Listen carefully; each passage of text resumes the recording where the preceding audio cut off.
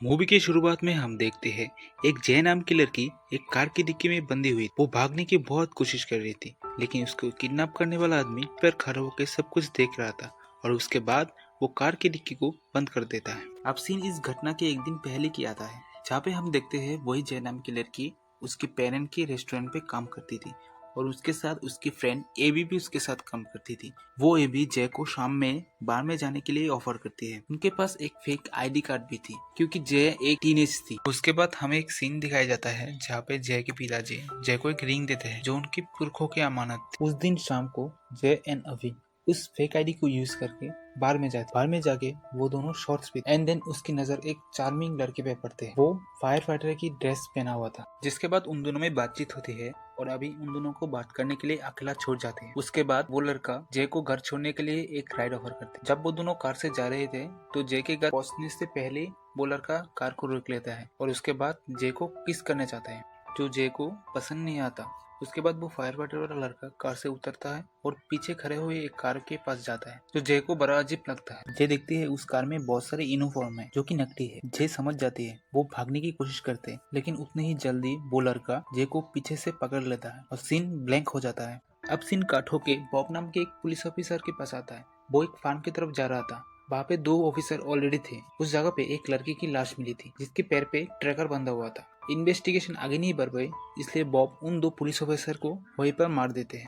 अब सीन फिर से जे के पास आता है। वो एक ट्रक में थी और उसके साथ बहुत सारे लड़कियां भी थी। जे को पता नहीं था उसे कहाँ लेके जा रहा है। ट्रक एक जगह पे रुकती है और एक लोग आके जे को बाहर निकलते हैं। उसके बाद हम जे को एक ऑपरेशन थिएटर में देखते हैं, जहाँ पे एक बुरी नर्स आते हैं और जे को बेहोशी की इंजेक्शन देते हैं। उसके बाद वो नर्स जे की दांतों की ब्रेसेस खोलते हैं और उसको नहला के बेड पे सुला देते हैं।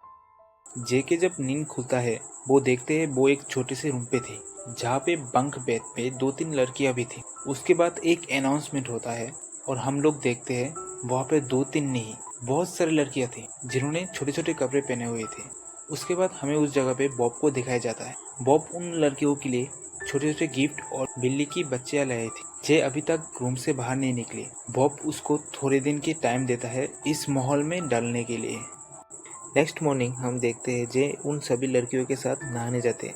नहाने के बाद वो नर्स उन सभी को चेकअप करते हैं और उनको एक ड्रग्स देते हैं। उसके बाद वो सभी लंच करते हैं और अपनी बिल्लियों के साथ खेलते हैं। बस उनके पास अब एक यही खुशी थी।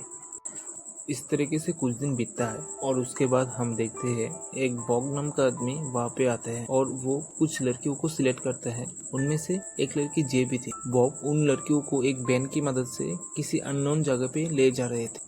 वो सभी लड़कियां लेदर की ड्रेस पहनी हुई थी और उन सभी लड़कियों को एक कैमरे के सामने बांध दी और उन सभी लड़कियों के साथ घिनौनी हरकत कर रहे थे, जो जे कभी सोच भी नहीं सकता। उन लड़कियों के साथ बहुत गंदी हरकत किया जा रहा था और उन लड़कियों के जरिए क्लाइंट को सर्विस भी दी जा रही थी। उस दिन शाम को जे उसके फ्रेंड के सामने कुट कुट के रो रहे थे।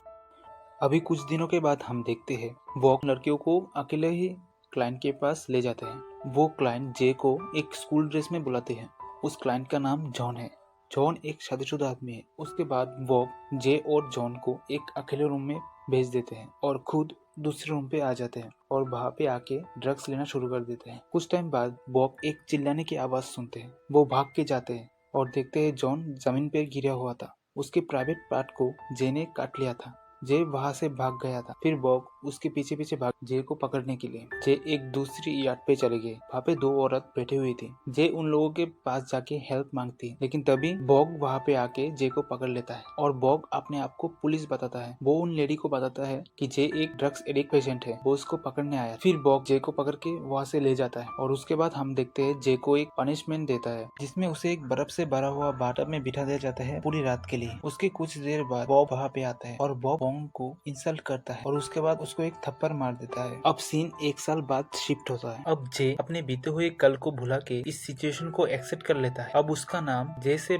बदल के ईडन रख दिया गया था। अभी प्रिंसिला उसकी बेस्ट फ्रेंड बन गई थी और हम देखते हैं वहाँ पे लाना नाम की एक खूबसूरत लड़की थी जो जेक वही रिंग पहनी हुई थी जो रिंग उसके फादर ने उसको दिया था। प्रिंसिला जेक को बताता है कि वो एक 19 साल की लड़की है, इतनी छोटी उम्र की लड़की को यहाँ पर नहीं रहते हैं, यहाँ से गायब कर देते हैं। तभी पीछे से एक आदमी आता है और प्रिंसिला को खींचते हुए वहाँ से ले जाते हैं। अभी हम देखते हैं शाम को उन सभी लड़कियों को फिर से क्लब में ले जाया जाता है अपने क्लाइंट लोगों को सेटिस्फाई करने के लिए। वहाँ पे एडेन भी थी, वो आज एक चाइनीज कॉस्ट्यूम में थी। जे अपने काम को अभी बहुत अच्छी तरीके से सीख गई थी और रात को घर पे लौटते समय जे अपने हिल को तोड़ का नीचे का हिस्सा छुपा लेता है। जे जब अपने रूम पे पहुंचते हैं तब वो देखते हैं प्रिंसिला वहाँ पे नहीं थी। वो सोचती है कि प्रिंसिला को भी उन लोगों ने गायब कर दिया और बाद में जब सभी लोग सो गए थे तभी ईडन लाना के ऊपर उस हिल के टुकड़े से अटैक करके लाना से उसका रिंग छीन लेता है। फिर गार्ड आके उन दोनों को छुड़ाते और वोंग ईडन को लेकर दूसरे कमरे में चले जाते। वोंग ईडन से इम्प्रेस हो गया, वो ईडन को पनिशमेंट के रूप में उसका रिंग खाने के लिए बोलते हैं। ईडन को मजबूरी में ऐसा करना पड़ता है। फिर कुछ देर बाद ईडन टॉयलेट पे जाते हैं, वहाँ पे जाके ईडन उस रिंग को निकालता है, फिर उसको अच्छे से क्लीन करके वो उसको पहन लेते हैं क्योंकि उसी से अपनी पुरानी लाइफ और पेरेंट के बारे में पता था। उसके बाद हम देखते हैं धीरे धीरे ईडन की लाइफ बदल रहा है। वॉग उसे क्लाइंट के पास ना भेज के अपने साथ अपने घर पे ले जा सफाई करने के लिए। सफाई करते हुए ईडन को वहाँ पे कुछ फोटोज मिलते हैं जिसमें वांग के साथ वहाँ पे एक लड़का था। वो लड़का वही था जिसने ईडन को किडनैप किया था। जहाँ पे ईडन को रखा गया था वो जगह एक बड़ा सा वेयर हाउस था, वहाँ से सभी प्रोस्टिट्यूशन का काम कंट्रोल होता था। लाना को वहाँ पर कस्टमर की कॉल अटेंड करने के लिए रखा गया था, लेकिन वोंग ईडन को वो काम दे देता है जिसके कारण लाना वोंग के ऊपर बहुत गुस्सा हो गए थे और सब समझ रहे थे कि वोंग ईडन के करीब आ रहा है। ईडन अपना काम बहुत अच्छी तरीके से कर रहे थे ताकि वो इसका विश्वास जीत सके। उसके बाद हम देखते हैं बॉब एक सेमिनार पे ह्यूमन ट्रैफिकिंग के ऊपर स्पीच दे रहा और वहाँ पे उसको एक पुलिस ऑफिसर उस केस के बारे में पूछता है जिस केस में 2 पुलिस ऑफिसर को मार दिया गया था, जो कि उस काम को बॉब ने ही किया और वहाँ पे मिली लड़की के पैर में एक ट्रैकर था जिसके जरिए उस गुनहगार तक पहुंचा जा सकता था। ये सब सुन के बॉब को समझ आ गया था कि उसके लिए मुश्किल और बढ़ने वाली है। यहाँ पर बॉन्ग ईडन को अपने साथ कहीं पे ले जाता है जहाँ पे बॉब का इंतजार कर रहा था। हम देखते हैं बॉन्ग अपने साथ 2 लाशें ले आया था, उनमें से एक लाश लाना की थी। उन लाश दोनों को बॉन्ग बोट के जरिए लेके बीच में आके पानी में डाल, फिर बॉब बॉन्ग की फिर से इंसल्ट करता है जिससे बॉन्ग को बहुत गुस्सा आ जाता है। बॉन्ग बॉब को पीछे से अटैक करता है और मार डालता है और उसकी लाश को वही लेक में फेंक देता है। अब कुछ दिन के बाद वोंग ईडन को एक दूसरे घर पे ले जाते हैं। वहाँ पे जाके ईडन वॉशरूम के जाने से पहले उसकी नजर एक छोटे से रूम पे पड़ जो कि एक ऑपरेशन थिएटर थी। वहाँ पे एक दूसरे रूम का भी दरवाजा खुला हुआ था। वहाँ पे जाने के बाद ईडन देखते हैं उसके अंदर प्रिंसिला थी जो कि प्रेग्नेंट थी। प्रिंसिला को यहाँ पर कुछ महीने पहले लाया गया था, लेकिन ईडन को पता नहीं चल रहा था कि प्रिंसिला को यहाँ पर किसने लाया। जब प्रिंसिला चिल्लाने की कोशिश करते हैं तब ईडन उसे चुप रहने को कहते हैं और फिर ईडन बाहर चले जाते हैं और बाहर जाके ईडन देखते हैं टीवी पे न्यूज चल रहा था और न्यूज पे बॉब के मरने की खबर थी। लौटते समय ईडन ड्राइव कर रही थी और बॉब उससे पूछते हैं कि उसने उस घर पे कुछ देखा क्या। ईडन जवाब में उसे उस ऑपरेशन थिएटर के बारे में बताता है। फिर भी बॉब को कुछ अजीब सा लगा और वो गाड़ी को रोकने के लिए बोलता है। वो पीछे से एक लड़के को निकालता है और ईडन को कहता है कि उसे शूट करने और ऐसा नहीं करने पर उसे खुद को मारना पड़ेगा। ईडन के पास और कोई रास्ता नहीं था। वो ट्रिगर दबा देता है लेकिन गन में बुलेट्स नहीं थे। बॉब बस ईडन के भरोसे की जांच कर रहा था। बॉब के मरने के बाद अब सब कुछ बदल गया था। अब उस वेयर हाउस का ध्यान वॉग रखा है। वो गार्ड्स को पनिशमेंट देता था। अब वॉग उस वेयर हाउस को दूसरी जगह पे शिफ्ट कर रहा था क्योंकि पुलिस को उस वेयर हाउस के बारे में पता चल गया था और फिर सभी गर्ल को एक ट्रक के जरिए दूसरी जगह पे ले जा रहा था। ईडन उस ट्रक पे नहीं थी। वॉग ईडन को कहता है कि वो बहुत लकी है क्योंकि वो उन लड़कियों के साथ नहीं जा रहे हैं, वो वॉग के साथ जा रहा है। वॉग इस टाइम को सेलिब्रेट करना चाहता था। वो ड्रग्स लेना शुरू कर रहा था लेकिन उसके पहले वो बाथरूम गया था। वॉग जब वॉशरूम गया था तभी ईडन किचन से एक कीड़े मारने के स्प्रे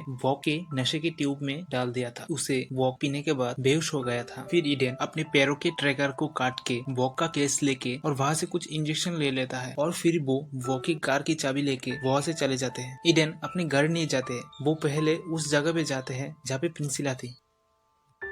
जिस आदमी ने प्रिंसिला को कैद किया था, ईडन उस आदमी को पैसे के बदले प्रिंसिला को छोड़ने के लिए कहते हैं, लेकिन उस आदमी ने ईडन की इस बात को मानने से साफ इनकार कर दिया था। जिसके बाद ईडन पीछे से उस आदमी के गर्दन पे वो इंजेक्शन से अटैक कर देता है और उस आदमी को मार डालता है। अब जे यानी ईडन प्रिंसिला को लेके वहाँ से चला जाता है। वैन से वहाँ से जाते हुए ईडन एक पब्लिक फोन बूथ के सामने रुकता है और वैन से उतर के उन फोन बूथ के जरिए अपने घर पे कॉल करता है। उसके पेरेंट्स वो फोन को रिसीव करता है। ईडन के पेरेंट्स उसके आवाज सुन के पहचान जाते हैं कि वो जे है। वो ईडन को जे के पुकारता है। जे नाम सुन के ईडन भय पे रो देता है क्योंकि इतने साल बाद वो पहली बार अपना रियल नाम सुन रहा है, वो भी अपने पेरेंट्स के मुंह से। उसके बाद मूवी यहीं पर खत्म हो जाते हैं।